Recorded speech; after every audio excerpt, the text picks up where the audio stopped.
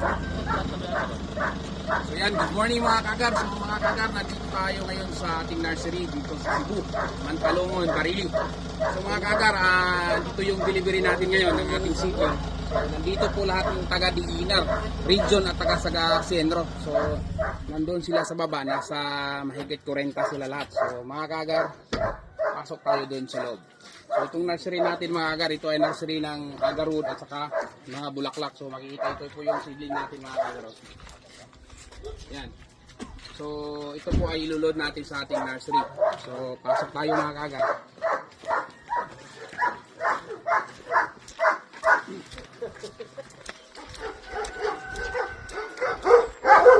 Dito ba mga kagar? Ano naman yung mga bulaklak?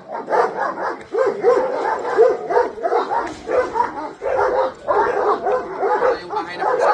Yan.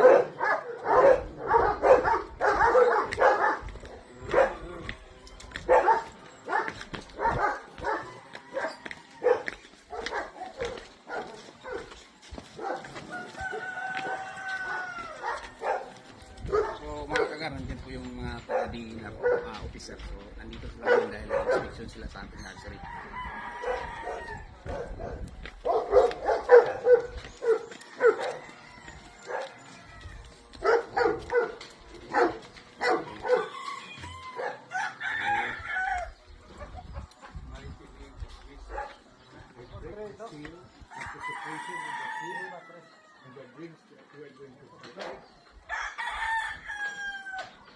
Authority given to me.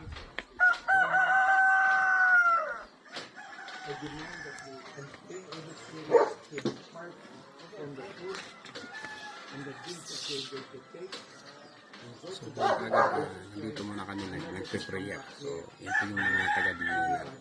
Just as the Lord in the gifts which are about to receive. Posa.